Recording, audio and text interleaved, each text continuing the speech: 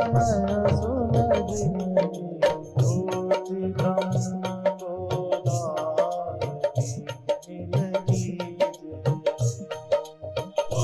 मिल श्री राम जय जय राम।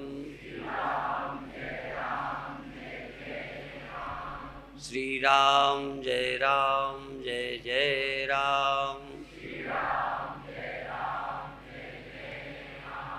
श्री राम जय जय राम। सच्चिदानंद भगवान की, सनातन धर्म की।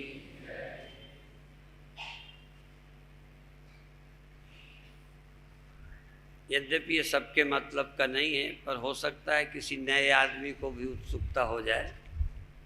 परम पूज्य गुरुदेव भगवान, मैं श्री राजेंद्र चौधरी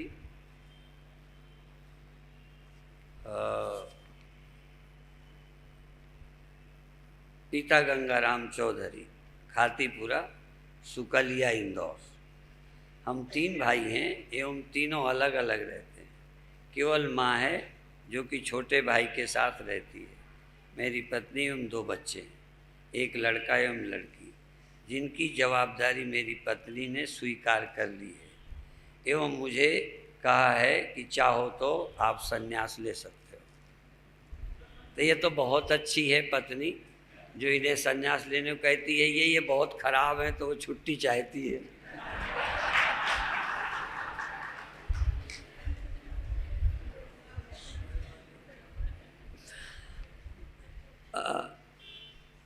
मुझे कहा है कि चाहो तो आप संन्यास ले सकते हो। इनकी जवाबदारी बहन करने के लिए पत्नी को जमीन, कृषि एवं मकान है।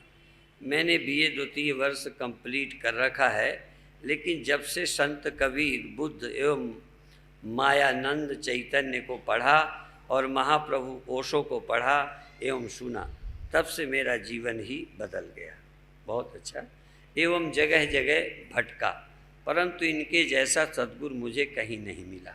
परंतु जब से मैंने आपको पिछली बार इसी धर्मशाला में सुना तो मुझे ऐसा लगा जैसे मुझे मेरी मंजिल मिल गई है। क्योंकि कबीर, बुद्ध, मायानंद, ओशो सभी का मुझे आप में एक रूप दिखा। मुझे पता नहीं वेदांत क्यों अच्छा लगता है एवं कर्मकांड मुझे बिल्कुल भी अच्छा नहीं लगता है। ओशो कहते हैं, जो आपकी वीणा झंकृत कर दे उसी को समर्पण कर देना। बाकी आपके बारे कुछ कहना सूर्य को दिया दिखाने जैसा है। इसलिए मैंने संन्यास के लिए आप जैसे सद्गुरु को स्वीकार किया है। आपकी चरण।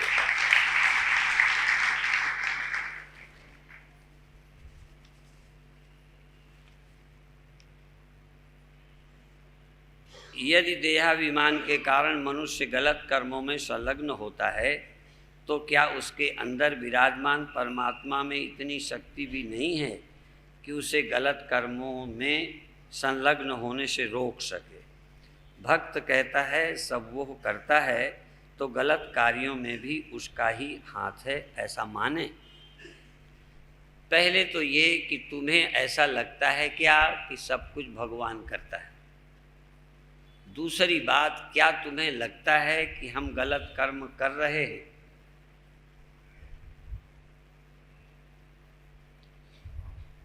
यदि तुम्हें गलत लगता है तो तुम छोड़ दोगे। यदि गलत नहीं लगता तो जरूर परमात्मा अभी तुमसे वही कराना चाहते, क्योंकि परमात्मा तुम्हारे माध्यम से ही सब कुछ करते हैं। आप सच्चाई से अनुभव करें कि आप सचमुच गलत हैं क्या, या गलत धारणा तुम्हारे दिमाग में डाल दी गई है। बहुत कर्म गलत नहीं हैं, पर हम किसी नैतिकता के कारण गलत उन्हें मानते हैं।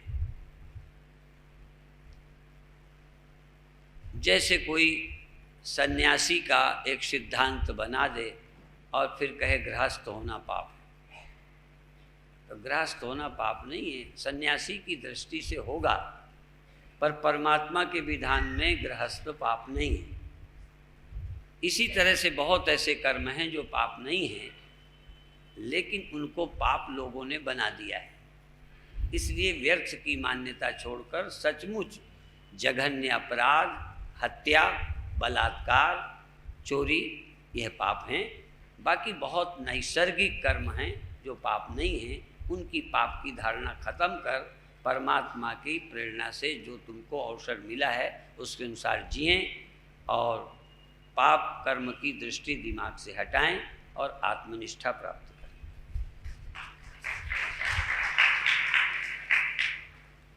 बूंद को समुद्र में समाना है, फिर इसके लिए प्रयास क्यों? बूंद समुद्र में कभी नहीं समा पाती बिना ज्ञान के। हो जाती है, मर जाती है, पैदा हो जाती है, सागर में कभी नहीं समाती। जब हम मरते नहीं हैं तो जानने की क्या जरूरत? मरते ही नहीं हो पर तुम मरते हो ये तुम जानते हो, इसलिए तुम्हें ये जानना जरूरी है कि हम मरते नहीं हैं। एक विनती है, कृपा करके समाधान करें प्रभु। मनुष्य जब बहुत ज़्यादा प्रतिकूल परिस्थितियों में और सांसारिक संघर्षों से घिरा होता है तो ध्यान करना, स्वाध्याय, श्रवण आदि भी ठीक से हो नहीं पाता। तो ऐसी परिस्थिति में क्या करें? क्या आत्म साक्षात्कार के लिए कोई अन्य सहज साधन है?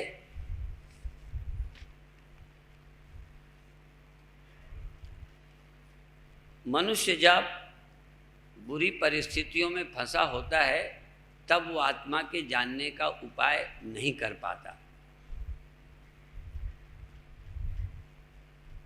क्योंकि उस समय उसका चित्त बाहर उलझा होता है। हाँ, जो जान चुका है वो बुरी परिस्थितियों में आत्मा में लौट जाता है, आत्मा के स्मरण में आ जाता है। मरते समय घड़ा मिट्टी को जाने ऐसा नहीं, पहले ही मरने वाला हूँ ये जानकर सोचे कि मैं क्यों मरने वाला हूँ, कहाँ से आया हूँ। मरते समय जानने का कोई उपाय नहीं रहता। हाँ, सिर्फ विश्वास, ढाढ़स जिसे कहते हैं, वो बंधाया जा सकता है। समझने का अवसर मरने के समय नहीं, उसके पहले है। हाँ, ये ठीक है कि जिन्होंने जान लिया है वो मरते समय भी याद करते हैं, मरते समय उनको याद गहरी हो जाती है। इसी तरह से दुख और संकट के समय आत्मस्मरण, प्रभु स्मरण आसान हो जाता है जिनको पता है। जिनको पता नहीं है उस समय आसान नहीं होता। इसलिए विकट परिस्थितियाँ 24 घंटे नहीं रहती होंगी। कुछ क्षण आप सोते होंगे, कुछ क्षण आप खेलते होंगे, कुछ क्षण मित्रों से मिलते होंगे। जैसे उसके लिए समय निकलता है, ऐसे ही विकट परिस्थितियों में भी कुछ क्षण निकालकर आत्मा का श्रवण, मनन, निधिध्यासन करना चाहिए। दूसरे, जैसे अन्य किसी चीज में मन लग जाने से थोड़ी देर को चिंता मिट जाती है, ऐसे ही सत्संग करते में भी चिंता मिटेगी। लेकिन फिर एक फर्क है, खेल में, मनोरंजन में चिंता मिटने पर भी चिंता की जड़ बनी रहती है, पर सत्संग में उस समय भी चिंता मिटेगी और चिंता की जड़ भी कटेगी। इसलिए ऐसे में सत्संग जरूर करना चाहिए। कोई घर में दुर्घटना हो जाए, मृत्यु हो जाए, और तरह का घाटा हो जाए तो कथा सुनना चाहिए। परीक्षित ने मृत्यु के श्राप के बाद कथा सुनी थी। अभी चूंकि तुमको लगता है कि लौकिक उपाय ही बहुत जरूरी है, और आखिर क्या नुकसान है, क्या विकट परिस्थिति है, जिसको तुम महत्व दे रहे हो वो विकट क्या है? आत्मा के न जानने के कारण ही विकट लगती है। और फिर ये परिस्थिति ना तो आज नहीं कल आएंगी ही आएंगी। कोई ऐसा नहीं है जो ये नहीं आती, सिर्फ उसकी दृष्टि के कारण नहीं मालूम पड़ती। जैसे स्वप्न में स्वप्न की समस्याएं होती, नींद खुलने पर वो कोई समस्या नहीं होती। ऐसे ही जगत के अधिष्ठान आश्रय के जान लेने पर जगत की विकट परिस्थितियाँ विकट नहीं मालूम पड़ती। इसलिए श्रवण मनन निधिध्यासन ही सच्चा उपाय है। दूसरे अपने मन से और भी कुछ करोगे तो क्षण भर के उपाय और भी हैं। जैसे मन को वहाँ से हटाने के लिए दौड़ने लगना, खेलने लगना, मित्रों के पास बैठ जाना, पर ये स्थायी उपाय नहीं है। स्थायी उपाय आत्मा का जानना, और आत्मा के जानने के लिए गुरु का सानिध्य, श्रवण मनन निधिध्यासन जरूरी है। ध्यान भी उन्हीं का लग सकता है जिनको ध्यान की पहले प्रैक्टिस हो। पहली प्रैक्टिस नहीं है तो कष्ट के, दुख के समय ध्यान नहीं लग सकता। पर पहले भी सीखने के लिए कुछ प्रैक्टिस करनी चाहिए। उसके लिए ये है, जैसे मैं कभी बताता हूँ कि गांव में क्रोध में आकर कोई अपने जानवर को लाठी मारता है, उसकी गलत जगह डंडा लग जाने से वो बेहोश के गिर जाता है, तो उसका मुख दबा लेते हैं। उसका जब मुख दबा लेते हैं, श्वास नहीं निकलती थोड़ी देर, तो श्वास की न लेने से बेचैनी, और उस बेचैनी में उसकी बेहोशी जानवर की टूट जाती है। जैसे सोए आदमी की नाक दबा लो या किसी को मृगी यगी हो तो होश में आ जाए, लेकिन ज़्यादा देर दबाए नहीं रहना, नहीं तो मर भी सकता है। लेकिन श्वास को रोकना मन को सब जगह से हटाने का एक उपाय है। तुम्हारा मन स्वप्न में हो और हम जगा दें, हिला दें, तो हिलाने से क्या हुआ? जो तुम्हारा मन स्वप्न में था वहाँ से यहाँ आ गया। तो शरीर को झकझोर देना, श्वास लेकर रोक देना, देर तक रोके रहना, तो तुम्हारा मन चिंता से हटकर बेचैनी में आ जाएगा। बहुत लोग, किसी को तकलीफ होती है तो पैर को इतनी जोर से दबाते हैं, बांधते हैं रस्सी से, कि इतना ये दर्द हो जाए कि वो दर्द आप ही खत्म हो जाए। तो मन को सब जगह से हटाने का एक उपाय है कुंभक। देर तक श्वास रोको। जैसे हिचकी आती हो तो या तो मन को वहाँ से हटाने के लिए कोई दुखद समाचार दे। हम छोटे थे तो ये उपाय करते थे। किसी को हिचकी आती हो तो कह देते थे आज तुम्हारी पिटाई होगी, तुम्हारे पिताजी को शिकायत मिली है, तुम बहुत शरारती हो, अच्छी मरम्मत होगी। बस हिचकी बंद, मन बट गया, हिचकी बंद। तो मन को वहाँ से हटाने के लिए कोई न कोई उपाय चाहिए, पर वो हिचकी वाला खुद उपाय नहीं कर पाता। हाँ, कुछ लोग कहते हिचकी आती हो तो पानी पी लो, कोई कहेगा हिचकी आती हो तो प्राणायाम कर लो। मैं प्राणायाम करता था, श्वास रोके रहूँगा तो हिचकी आप ही बंद हो जाती। इस तरह से यदि देर तक कुंभक करे तो जो परिस्थितियों में मन जकड़ा है वो वहाँ से हटाता है। और परिस्थितियों से हटाना ही है, और क्या कर लोगे? जैसे शरीर का परिवर्तन और मौत, क्या करोगे? उसको रोकोगे क्या? वहाँ से मन हटाना दो तरह के, ध्यान द्वारा हटाना, और क्या है मृत्यु, उस सत्य का विचार करना।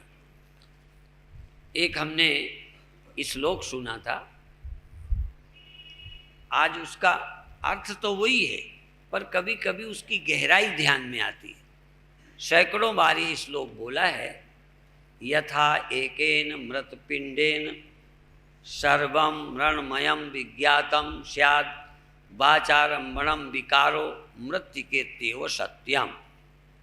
जैसे मिट्टी से बने हुए अनेक बर्तन, यथा एकेन मृतपिंडेन, एक मिट्टी से बने हुए तमाम बर्तन, मृतपिंडेन सर्वम मृण्मयम, सर्वम कहा है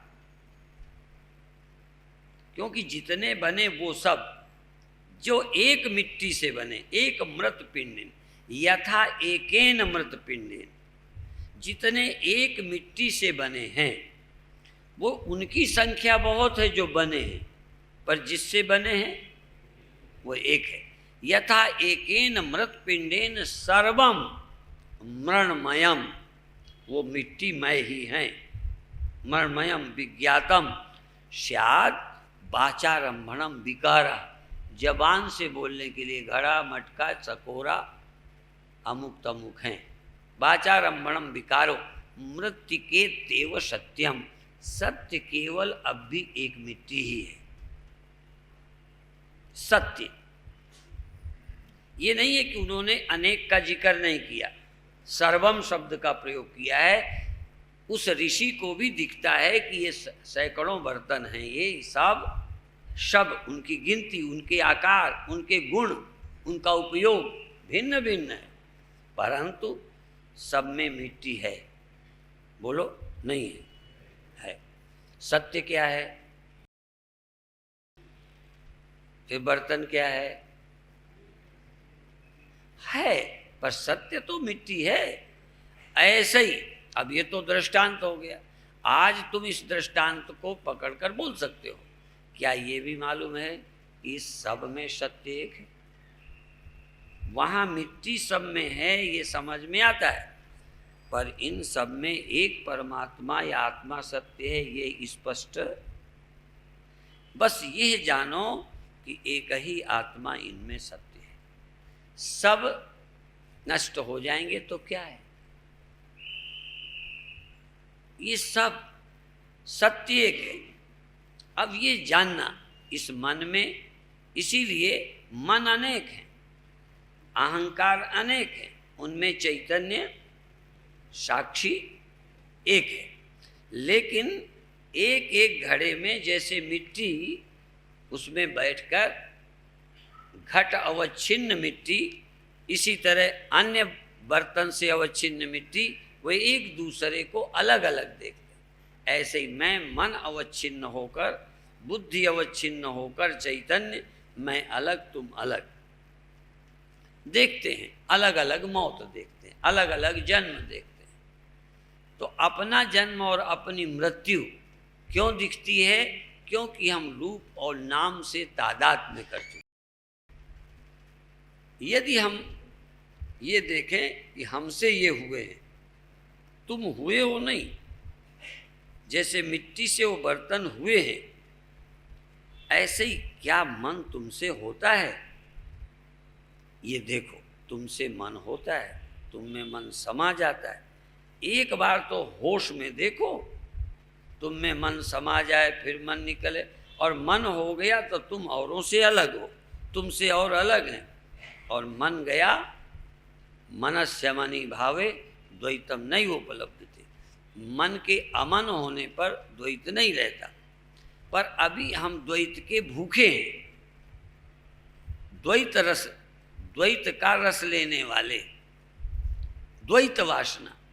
तुमको सुख दूसरे से मिलता है, हम लेते हैं, बड़े हैं, तुम्हारे लिए तुम्हें अभी दूसरा चाहिए, पसंद है।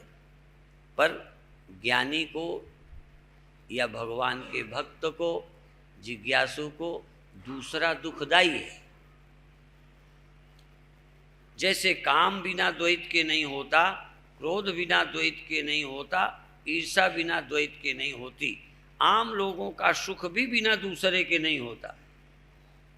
बेटे का सुख, पिता का सुख, पत्नी का सुख, मित्र का सुख, हम सुख और का ही लेते हैं। यहाँ तक हम भगत तो भगवान का सुख, हम गुरु, हम चेले तो गुरु का सुख, हम किसी का सुख लेते हैं। हम और को खड़ा करके सुख लेते हैं, पहले और खड़ा करते हैं, फिर मिलते हैं।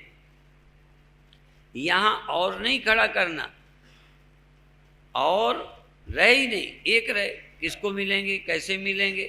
तो कुछ लोगों को लगता है वहाँ सुख खो जाएगा।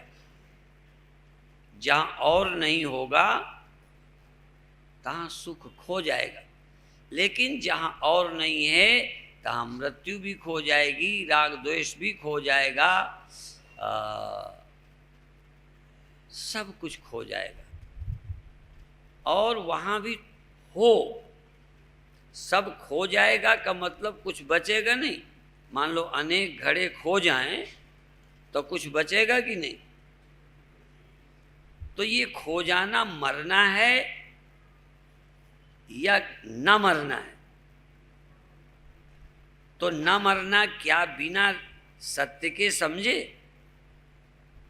यदि आप रूप आबद्ध हैं, नाम रूप आबद्ध हैं, इसी का नाम मृत्यु है। और नाम रूप रहे, पर यदि नाम रूप में रहने वाले सत्य को जानते हैं तो सत्य मरता नहीं। तो नाम रूप का मरना, मेरा मरना, असल में अभी मुझे अपनी मौत लगती है, मुझे अपना अस्तित्व पैदा होता लगता है, मुझे अनेक सत्य लगते हैं। और उपनिषद कहता है मृत्तिके तेव सत्यम, एक सत्य है मिट्टी उन बर्तनों में। ऐसे ही इस जगत में आत्मा ही वेदम सर्वम, ब्रह्म सत्यम, जगन मिथ्या, ये सोच है।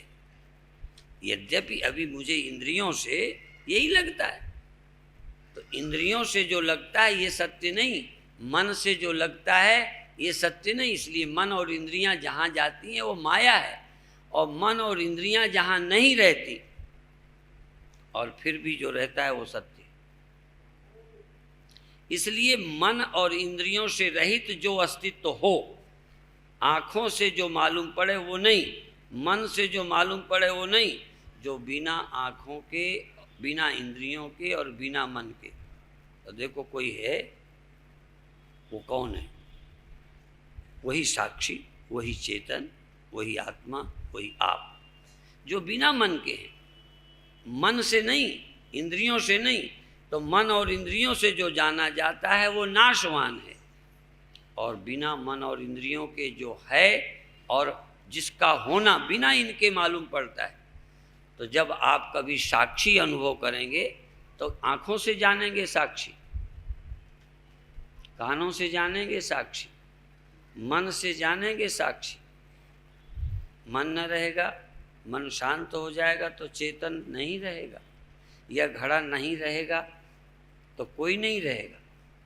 वो कौन है जो रहेगा? वो जो सत्य है। तो वो घड़े में जल्दी समझ आता है, इसलिए ऋषियों ने भी, उपनिषदों ने भी ये उदाहरण दिए हैं। मजबूरी है, लेकिन उन उदाहरणों से काम चलेगा नहीं जब तक तुम एक बार इंद्रियों के बिना तुम चेतन ना हो।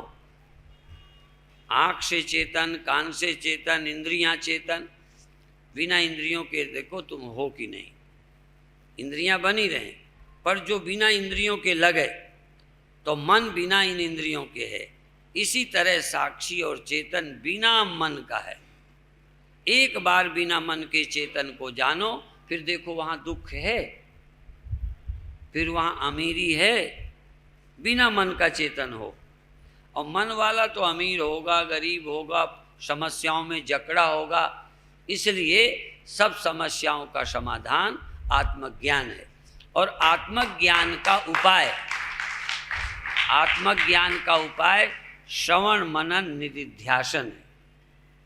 और श्रवण मनन निधिध्यासन बिना गुरु के हो नहीं सकता। इसलिए अन्य कोई उपाय नहीं है, यही एक उपाय है। इससे सरल कोई उपाय नहीं बनता तो गुरु के पास रहो, बन जाएगा। यदि बीमार घर में ठीक ना हो तो अस्पताल में भर्ती हो जाए, इससे सरल कोई उपाय नहीं है। नहीं समझ में आया? क्योंकि घर में परहेज नहीं रह पाता, संयम नहीं रह पाता, नियम से दवा नहीं खाई जा पाती, इसलिए वहीं भर्ती रहो, नर्स आप ही दवा देती रहेगी, लिस्ट वहाँ लगी रहती है, डॉक्टर नहीं रहे तो भी दवा बैठती रहेगी। तभी हमारे गोविंद भाई कहते हैं कि भर्ती होकर वृद्धाश्रम में कैसेट लगा के सुना करो, घर में नहीं सुन पाते।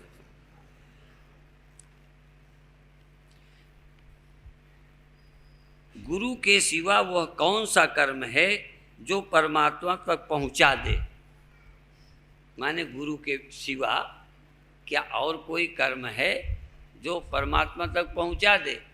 असल में तो परमात्मा तक किसी को नहीं पहुंचाना, पहुंचे ही हो पर जानते नहीं हो।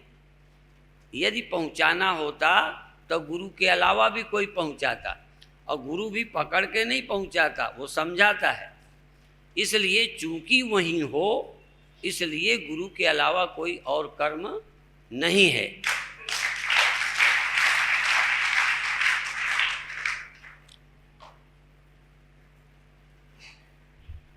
सवाल इसलिए क्योंकि श्रद्धा हर होने तक बुढ़ापा ना आ जाए।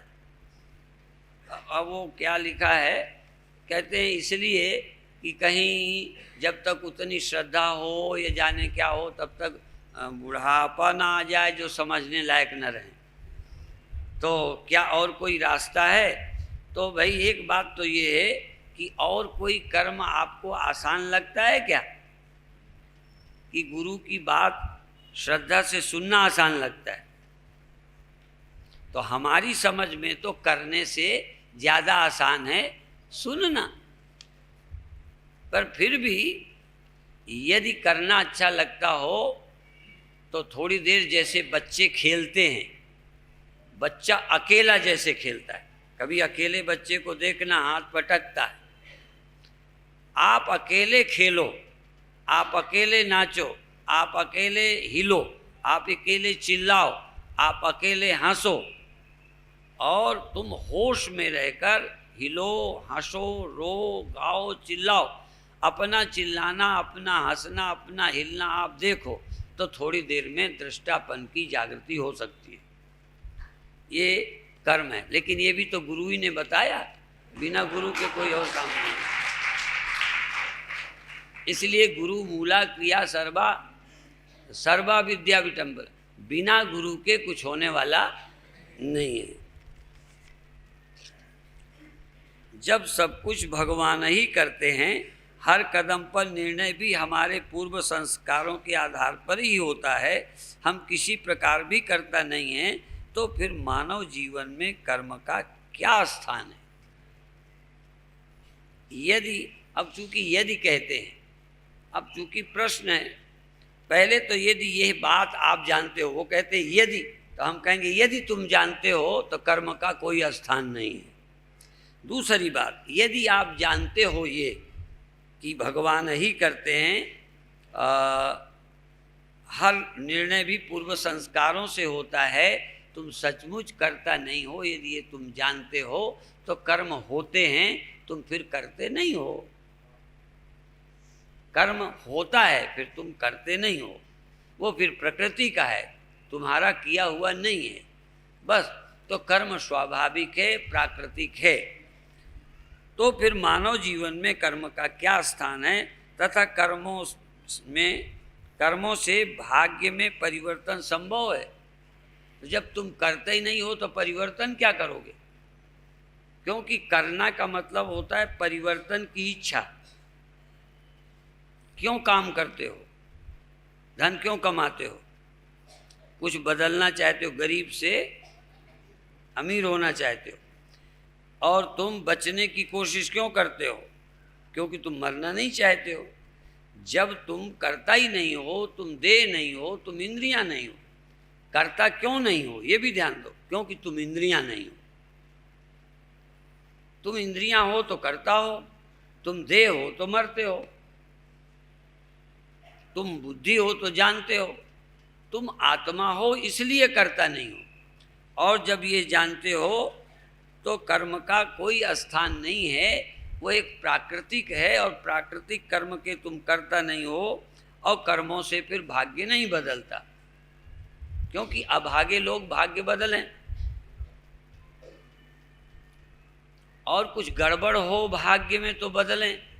तुम आत्मा और ब्रह्म हो, इससे ज्यादा और क्या भाग्य की बात होगी जिसको बदलना है?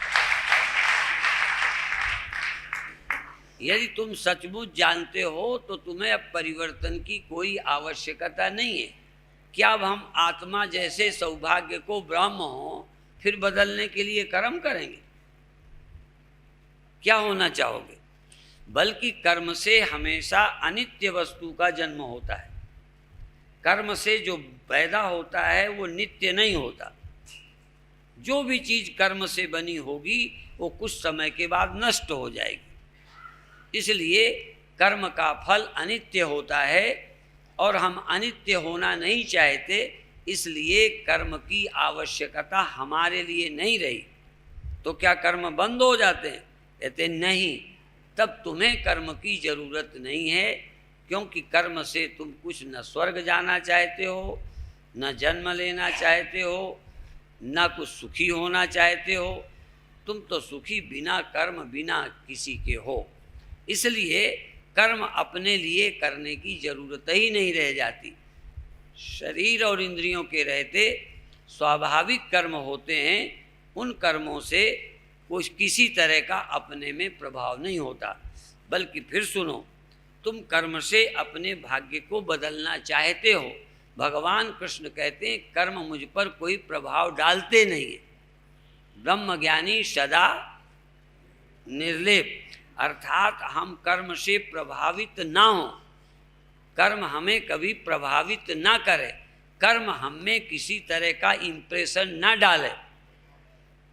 तुम कहते हो कर्म से बदल जाए, अभी चूंकि अज्ञानी हैं इसलिए कर्म करके कुछ बनने का इरादा है, इसलिए कर्म करते हो। जब हम जान जाएंगे कि हमको कुछ बदलना नहीं बल्कि बदलना ही तो बुरा है, तो हम कर्म नहीं करेंगे कि हम में कोई परिवर्तन हो जाए। भगवान कहते हैं मैं कर्म करता हूँ पर न माम कर्माणि लिम्पन्ति, कर्म मुझ पर कोई इम्प्रेशन नहीं डालते। और अर्जुन को भी कहते तुम इस कुशलता से कर्म करो कि कर्म तुम्हें प्रभावित ना करे, न स्वर्ग ले जाए, न नरक ले जाए, न परिवर्तन करे, न तुम्हारे में कोई प्रभाव डाले। तुम असंग रहो, अलिप्त रहो। अभी तुम कर्म धनी बनते हो, प्रभावित होते हो, धन कमाकर प्रभावित होते हो, पद पाकर प्रभावित होते हो। अब प्रभावित जब होते हो तो फिर न रहने पर भी प्रभावित होते हो। तो प्रभावित होना बंद करना है कि प्रभावित होना है? अच्छा, पद क्यों चाहते हो? पद से तुम प्रभावित होकर बड़े होने का भ्रम, बड़े होने का एक ख्याल, एक स्वप्न संजो लेते हो गए। और जब बड़े हो गए तो जब हार गए या अगले बार ना आए तो फिर कुछ हुए कि नहीं, कुछ बिगड़े कि नहीं? इसलिए प्लस और माइनस होता है। कर्म से अज्ञानी आदमी कुछ प्लस माइनस करता रहता है। भगवान कहते हैं मुझ में कुछ प्लस माइनस नहीं होता। तो कर्म का कर्ता अज्ञानी होता है। अज्ञानी कर्म द्वारा अपने को निर्मित करता है और कर्म द्वारा निर्मित की मौत और वियोग होता है। जो कर्म से पैदा होगा उसका विनाश होगा। आत्मा कर्मजन्य नहीं है, आत्मा सदा ही पहले से है। घड़ा कर्म से पैदा हुआ, मिट्टी,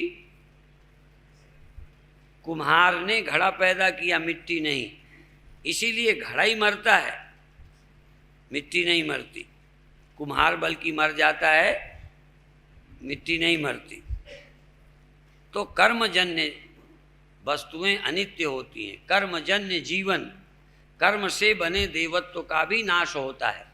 क्षीणे पड़ने मर्त्य लोकम विशंति। इसलिए कर्म करना अलग विषय है, कर्म हो पर कर्म तुमको निर्मित न करे। कर्म द्वारा तुम निर्माण न करो अपना। शुरू में तो यही कहेंगे पढ़ो तुम विद्वान बनो, पढ़ो तुम पहलवान बनो, तुम ये बनो, बड़े बनो, ये अच्छी बात है। लेकिन जो जो बनोगे वहाँ घबराहट रहती है। किसी नेता से पूछ लेना, बड़ी चिंता रहती है, बड़े टेंशन में रहते। यद्यपि उनकी टेंशन सहज मालूम नहीं पड़ती। और तुम अपनी भी देख लो, टेंशन का मतलब है कि कुछ जो बने हो कर्म द्वारा, चाहे देह ही बने हो, ये भी तुम्हें पकड़ता है। इसलिए कर्म तुमको न बांधे, कर्म के फल में तुम न बंधो, कर्म के फल की इच्छा ही न करो। कर्म तुम्हें कुछ ना दे, कर्म तुमको कुछ ना दे कि दे। मैं जानता हूँ अभी तक सुबह से शाम तक कर्म से कुछ पाने के लिए ही लगे रहते हो, और यही अज्ञान है। अभी कर्म तुम अपने लिए करते हो, ज्ञान दूसरे के लिए, ज्ञान औरों को सुनाते हो, कर्म अपने लिए। और असल में क्या है, ज्ञान अपने लिए, ज्ञान से मैं मुक्त और सुखी रहूंगा, कर्म से मैं औरों को देता और बांटता रहूंगा।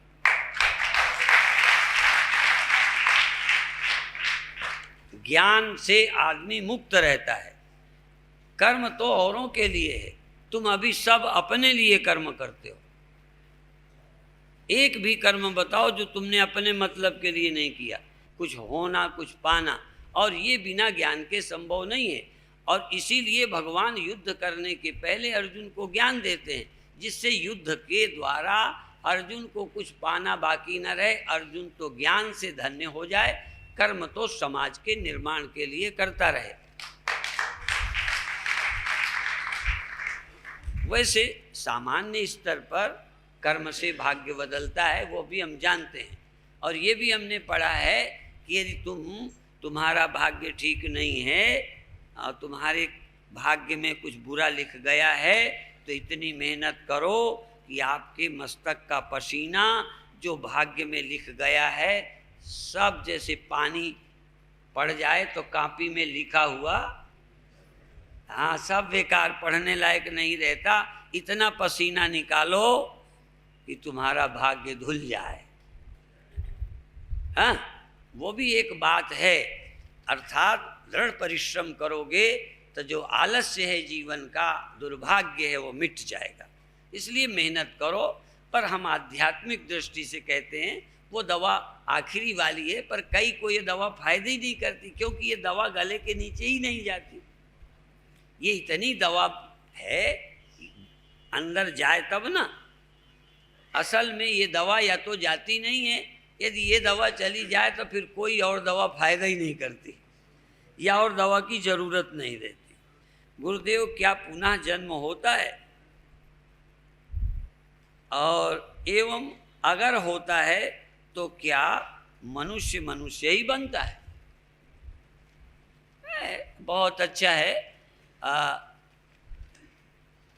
जन्म होता रहा है, हो रहा है, और जब तक तुम नहीं जानोगे तब तक जन्म होता रहेगा।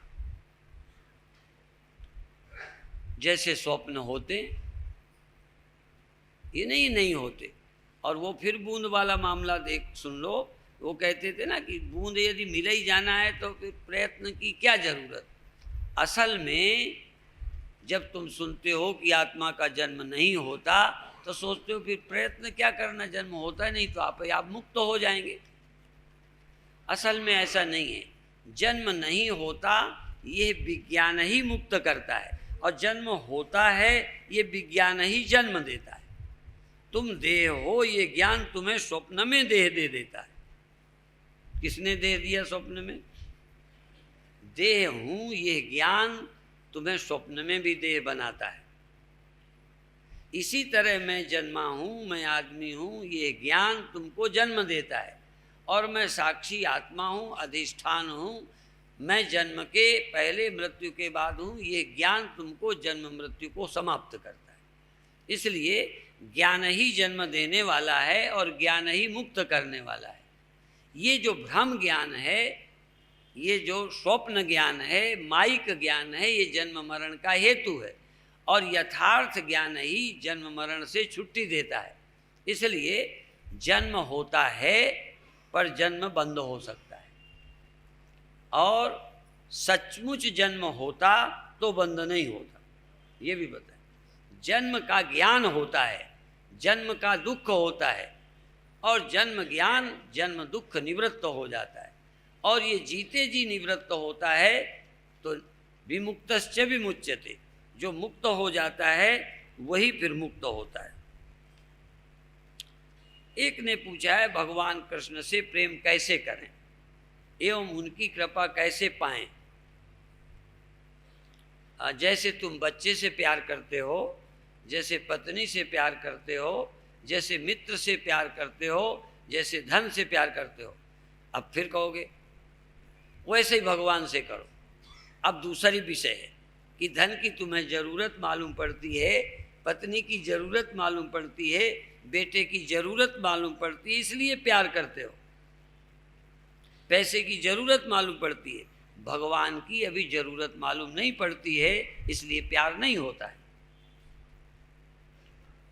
तुम्हें किस लिए भगवान की जरूरत है, मुझे यही बता दो। किस लिए तुम्हें जरूरत है भगवान की? कोई उत्तर ही नहीं। और जरूरत भी पड़ेगी तो उस समय जब कोई संकट आएगा तब कहेंगे आजा, बाकी कहाँ है? पत्नी की रोज जरूरत है, सुबह से शाम तक रोटी बनावे, कपड़ा धोवे, ये करे वो करे। बेटों की जरूरत है, मेरे धन माल का ख्याल करेगा, मेरा वंश चलाएगा, इसकी जरूरत है। भगवान की क्या जरूरत? आनंद मिलता है तो तुम मिलता होगा तो तुम्हारा मन लगता भी होगा। ये तुम्हारा प्रश्न तो है नहीं।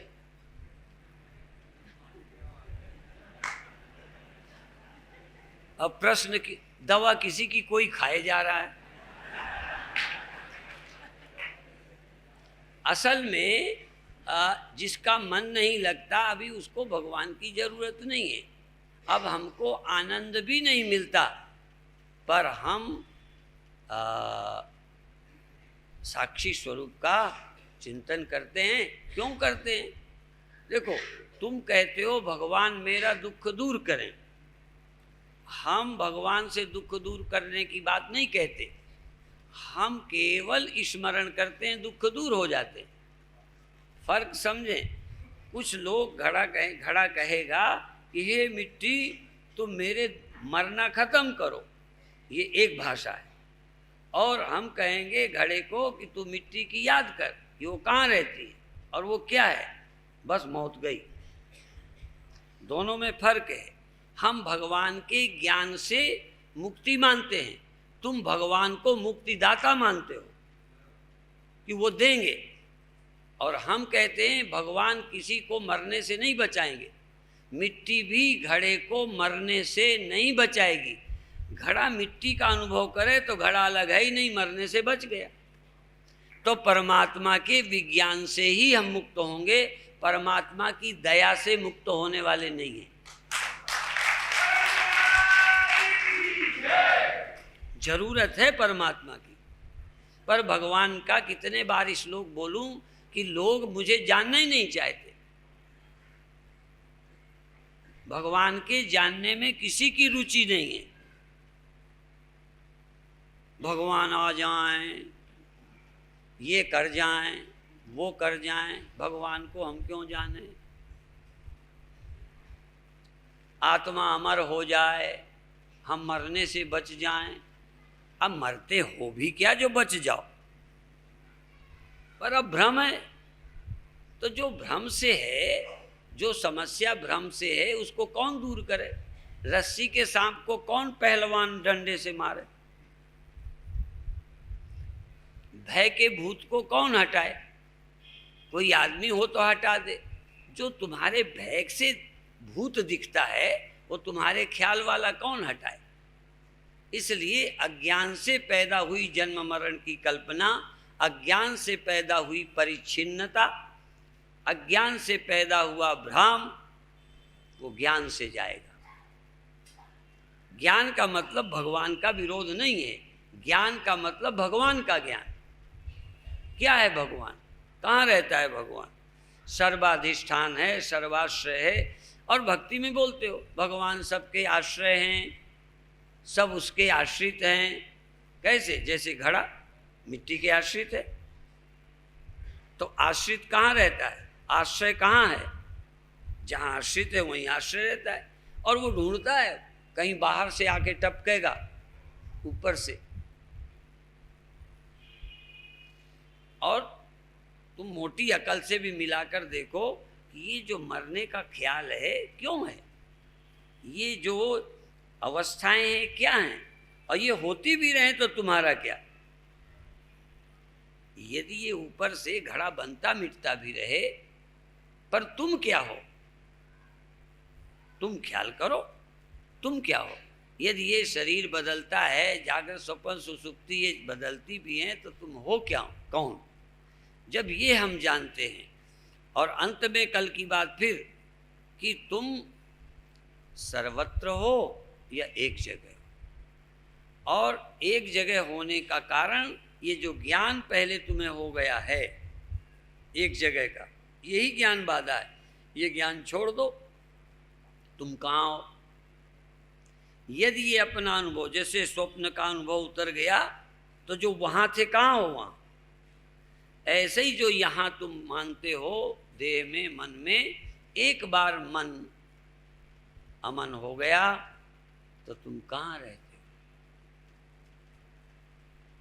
फिर यहाँ का जो लगता है यहाँ गया। यहाँ तो तुम देह के कारण, इंद्रियों के कारण, मन के कारण हो, और ये बनी हुई हैं, ये खो जाती हैं, नींद में खो जाती हैं, पर नींद में समझने का मौका नहीं होता। यदि तुम जागृत में एक बार इंद्रियों को खो दो, मन को खो दो, ख्यालों को खो दो, अभी तक का अनुभव स्वप्नवत छोड़ दो, तो तुम क्या बचते हो और फिर तुम कहाँ होते हो। जहाँ जगत नहीं, इंद्रियां नहीं, तहाँ तुम किसमें व्यापक हो। तो तुम्हारी सत्यता है, तुम ही एक सत्य हो। बहुत बार भजन गाते हैं सतगुरु एक तुम ही आधार। कोई कहेगा भगवान एक तुम ही आधार, चाहे जिसको बना लो, उसका नाम सतगुरु रख दो, उसका नाम ब्रह्म रख दो, जो कहने से अच्छा लगे कहो, पर आधार सबका एक है। सबका आधार एक है, आधार सत्य है। फिर उसी में आ जाओ, मृत्यु के तेव सत्याम, उन सब बर्तनों में सत्य एक है। ऐसे ही सब मनों में, सब मनों में, सब बुद्धियों में सत्य एक है। अभी नहीं लगता, लगेगा,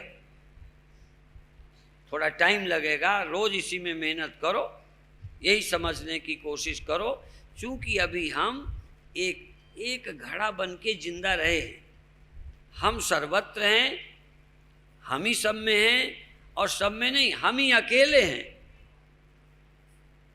हम घड़ा हैं एक, हम घड़ा नहीं हैं दो, हम सब में हैं तीन, और हमारे अलावा कोई और है ही नहीं।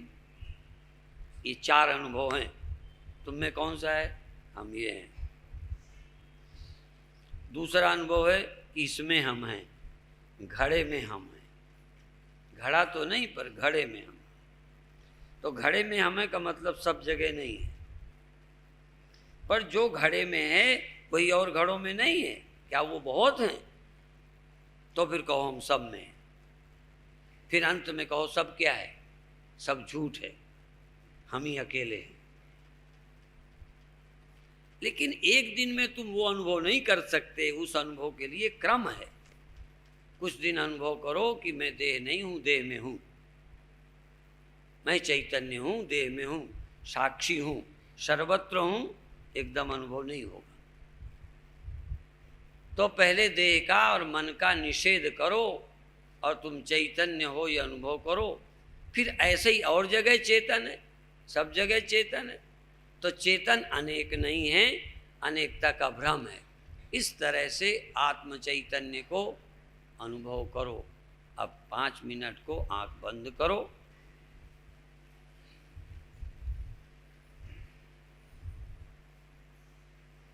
फिर उसी अनुभव में जाओ कि जैसे घड़ा है, बिल्कुल है, ना मत करो, पर घड़े में कौन रहता है? तो वहाँ मिट्टी है। अब वो घड़े को छोड़ ही दो, अब इस घड़े पर आ जाओ। उस घड़े से हमारा कोई लेना देना नहीं, उस मिट्टी से कोई लेना देना नहीं।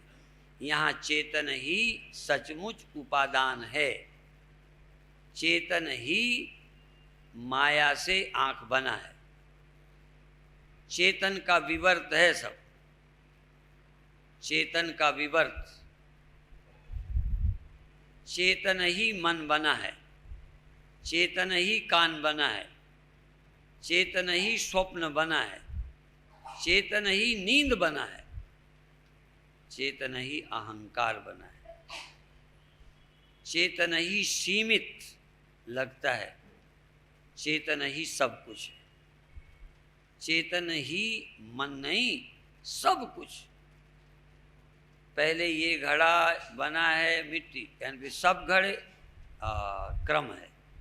तो पहले एक देह में तुम रहो, एक देह में चेतनता चेतनता चेतनता चैतन्यता, मैं आँख आँख में तुम ही हो। नहीं, आँख तो कुछ भी नहीं है, बिना मिट्टी के घड़े का एक हिस्सा भी नहीं है, जरा सा हिस्सा घड़े का मिट्टी से ही ओतप्रोत है। ऐसे ही और चलो देह तो छोड़ दो, देह तो हो सकता है तुम्हारे बिना चलो अलग हो, लाश हो, पर मन तुम्हारे बिना नहीं है। मन तुम्हारे बिना कहीं मिले तो फिर वही बात दोहराऊंगा, मैं तुम्हारा चेला बनूं। तुम अकेले ही हो मन में कि मन भी कुछ है? तुम ही मन हो कि मन कुछ है? तो एक बार नहीं समझ आएगा, धीरे धीरे मालूम पड़ेगा मन नहीं है, मैं ही हूँ। सोया हुआ मैं ही मन है और जागा हुआ मैं ही अमन है, मन नहीं है। मिट्टी होश में आई कि घड़ा कुछ नहीं है, मिट्टी बेहोश हुई, मिट्टी बेखबर हुई कि मिट्टी ही घड़ा हो गई। मिट्टी न जानी गई तो घड़ा लगने लगी, मिट्टी जानी गई तो घड़ा न लग के मिट्टी लगने लगी।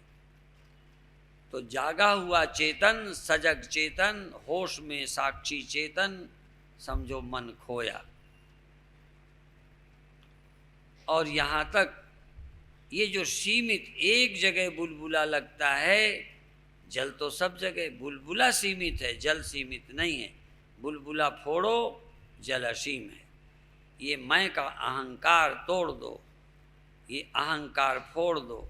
अब फोड़ना भी क्या, केवल चैतन्य की व्यापकता का ख्याल करो तो जो सीमितता है खो गई। तुम सीमित हो, इसी का नाम अहंकार है। तुम यहाँ हो, इतने हो, इसी का नाम अहंकार है। इसी का नाम बुलबुला है जो यहाँ है, और इसी का नाम सागर है जो सब जगह है। तो तुम कौन हो? कहाँ देह इंद्रियां, कहाँ मन, कहाँ बुद्धि, कहाँ अहंकार, फिर महातत्व, महातत्व, फिर प्रकृति, फिर पुरुष। जो हुआ है वो सब सीमित है, जो है वो असीम है। जो है सत्य है वो असीम है, जो बना है वो सीमित है। पैदा हुआ मन सीमित, पैदा हुआ बुलबुला सीमित, पैदा हुआ खिलौना सीमित, मिट्टी सब खिलौनों में असीम।